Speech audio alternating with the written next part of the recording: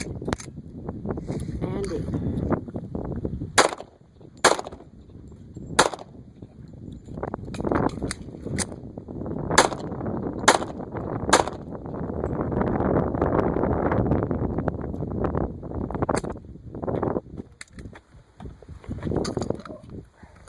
That's it. Alright, this is the droid you're looking for, and tonight's gun review that we're doing is a fun one. It's the Heckler & Koch USP 45. It's got an interesting history. It's German made. They started developing this particular firearm in 1989. The production lasted 4 years and they started producing them in 1993. There's many variants for it, but the design work on a new family of pistols commenced in '89. Was focused on the U.S. commercial and law enforcement markets. In 1991, USP prototypes participated in rigorous testing alongside H&K's entry in the Offensive Handguns Weapons System, or OHWS program, and that was requested by the U.S. Special Operations Command, U.S. SOCOM, and which would later result in the MK, or Mark 23 Mod 0. The USP prototypes were then refined in '92, based on input from the OHWS trials, and the design was finalized in December of the same year, 1993, or 92. The USP was formally introduced January 1993 with the USP 40 model, the base version, chambered for the increasingly popular 40 Smith & Wesson cartridge. It was followed soon by the USP 9, that shot the 9x19mm Parabellum cartridge. And in '95, they finally came out with the USP 45, and that's the gun I'm reviewing today. The USP marked the first time Heckler & Koch chose to incorporate many traditional handgun design elements, such as those of John Browning's M1911, into one pistol. Two principles guided its development. The first being the use of a molded polymer frame, and the second being the creation of a pistol paradigm, whatever that means. Heckler & Koch observed the two strong points of its previous successful pistols for insights in developing the USP. Previous H&K pistol innovations, including unique squeeze cocking mechanisms of the P7, I've never liked those. I thought those were ridiculous. I have fired one before, yes. The precise roller delay blowback operation of the P9S, I've never shot one of those, so I don't know how that works, but I have seen the diagrams online as to how they do work. And the plastic frame and double action only trigger system used in the VP70Z. In contrast to these ambitious designs, the USP uses a Browning style cam-locked action similar to that developed by John Browning for use in the high power and the venerable M1911 45.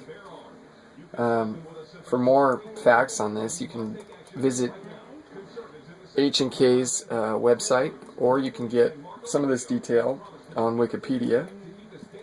I do know that they tried really hard to get this particular contract, and in the end, the military, U.S. military at least, ended up sticking with aftermarket, high tactically.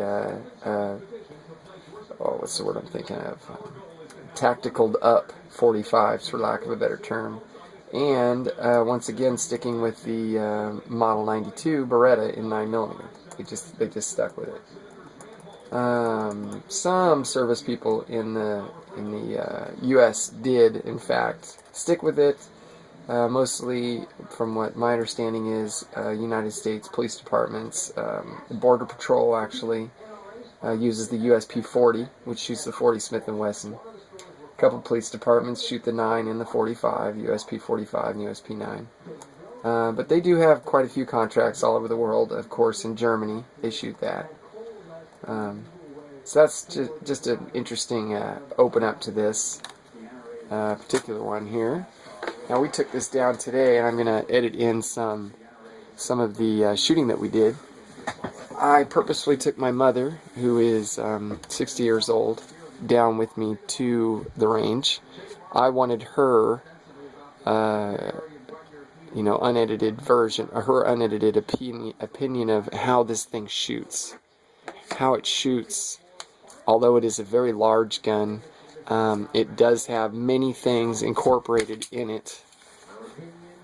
If you can see that spring there, many things for blowback reduction, so that you can keep your safety check, so that you can keep it on target when you're firing it.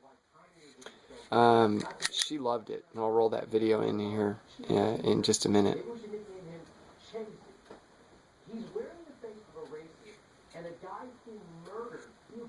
Now, there is a couple design elements that I found. I have small to medium hands, so one of the problems that I had was when the slide was in the lock position, I had a tendency to try and drop that slide by hitting the safety mechanism right here, and that wasn't happening. Plus, it works as it has a triple function here. You can either have it on fire, safe, or you just run it all the way down as a dropping cock mechanism. Safely drops it. A couple of things I noticed. You can lock this puppy in safe. You are in single action mode there, and once you take that off of safe, you are able to fire that. So you can carry it cocked and locked. It's got lovely sights on it. Can't really see it because the glare is coming off there. If I turn to the side, you can see the two white dots right there and there. Do not believe these are the combat sights, but they line up great, and like I said in the video that I'll roll into this, you'll be able to see. My mom, who had never picked up one of these guns in her life, was able to hit stuff from 30 yards out, 20 yards out. Very lovely gun. I'll do a quick breakdown of it right now. Very simple. I've got a Beretta M9.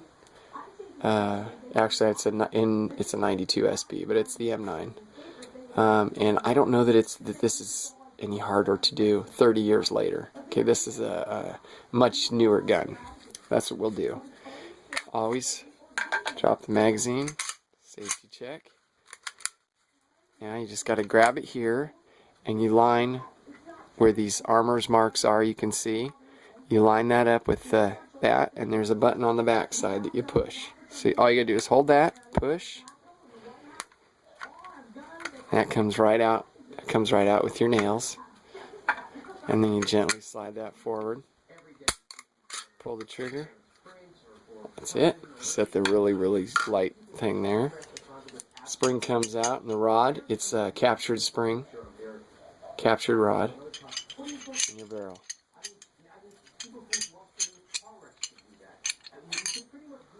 That is it. That right there is your complete breakdown.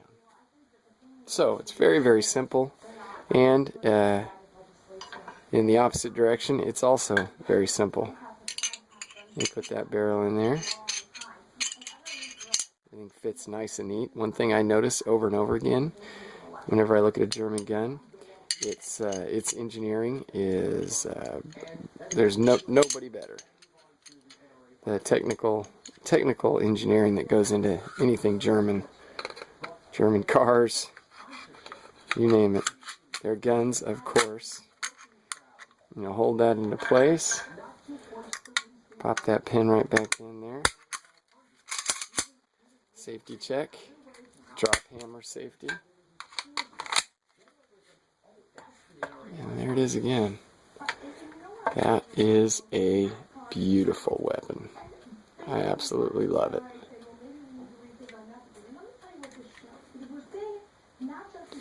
And that's it. If you have any questions, contact me on my page, or you can contact me on my Facebook as soon as I get that up and running. Until then, leave your comments and I'll try and get back to you. Thanks a lot, and peace.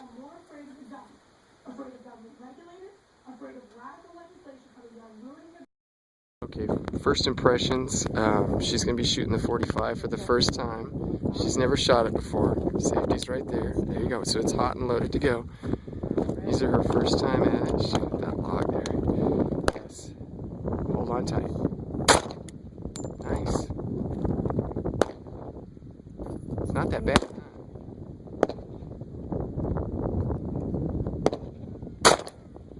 Good. Line up the trigger. Line it up. It's not that bad for 45.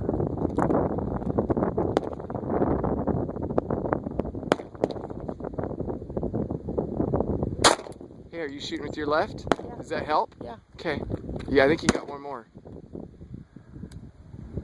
Am I too low? No, line up the dots on the target and you should be fine. Nothing's happening? What? Stop, stop, stop. Stop. Stop! Hold this.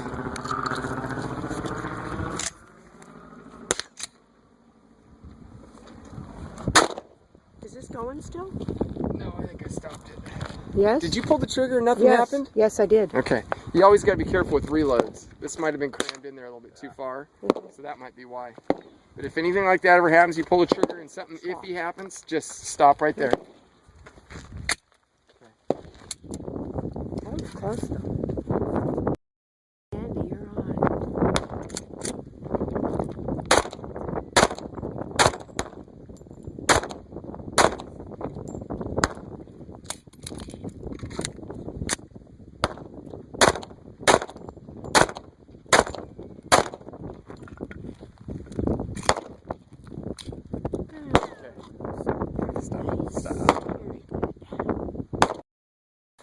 Alright, so I just wanted to add one more bit to this review.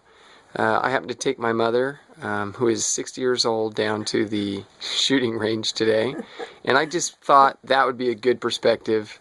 We've got a lot of gun buying going on right now by people who have never held a gun, don't know anything about guns, and they're going in with no knowledge, and they really don't know what they're looking for. So maybe this could be a bit of a public service announcement. I don't know. But here's my mom, who's 60. I'm about to hand her the gun, and she's laughing every time I repeat her age. I apologize for that, Mom. I'm going to hand her the gun. I'm going to ask her a few questions, leading questions, to see what her first impressions are. Okay, so I'll go. Hi. Do you mind if I use your name, or would you just stated being called Mom tonight? And you're cool with that? Okay. All right, Mom. Here you go. Hand it to you. Okay. First thing we always do. You took it out. I started it for you. Took that out. Then you got to pull back and. Sure, I'm. All right. Safety check looks good. Yeah. All right. Now tell me about it. You took it shooting this morning for the first time. Right. What were your first impressions? Well, the first time was the first time I'd ever really held it, and it's a little bit big, but it's very comfortable. I was surprised at how easy it shot. I like the gun. Like a lot. Yeah. So the recoil on it, that's something that you'd heard, oh, a 45's got lots of recoil and you really got to hold on. And I perpetuated that a little bit leading up to the day, because I've shot 1945 or 1911s, model 45s from way back when, and those seem to have a whole lot of kick. Now the cool part about this gun is that the internals of the gun itself, it's a newer gun, it's a polymer gun, it's less than 20 years old. It incorporates all the things that have gone over in the last century and tried their hardest to make that recoil as low as possible, so that the actual felt recoil is low. And the reason for that is so that you can get the gun back on target right away. They succeeded. And you think so? Yeah, because big time. I've actually shot a 22 and I've shot a 9mm, and the 9mm to me, hard to believe maybe, this had less. Felt like it had less recoil. Huh? Recoil, most definitely. That's fascinating, isn't it? Very smooth. And another amazing thing is, after all my 60 years, I learned today that I actually am a left-handed shooter, because I'm good thing to learn. Dominant. So all those times that I did try before, which weren't a lot, but when I did try to shoot before, because I am right-handed, couldn't line up, couldn't figure out why I was missing the target. But today I think I might have shot a total of 7 bullets. 20 altogether, maybe? Yeah, and well, not for me personally though. Yeah. I shot, well, maybe that much. You had a couple But magazines, and they I weren't hit quite the full. Yeah, maybe 14. You Yeah, maybe 14 I or hit so. the target. You did real good.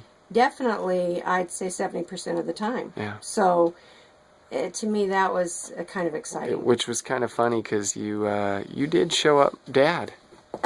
He had a hard time with this gun. Yeah, and it was just really a nice shooting. It was a good experience. You would recommend this to a friend? Definitely. Wow. Yeah. Well, that's the telling point right there. Yeah. I mean, you said something about the price of the... Yeah, the price is pretty far up there. I mean, you're looking at almost $1,000 to get into it. Germans don't make crap. No, that's for sure. This is a very nice piece. Okay, well, thanks for participating. I did want to get your perspective, and I actually have a 12-year-old daughter who's going to be dragged in eventually here on my next review, and I'm going to get her review on it. And maybe no, hound dog. Probably not the dog. But anyway, thank you, Mom. Thank you. Very much appreciate your help and your insight and the fact that you drove us down there today. That was awesome. Peace.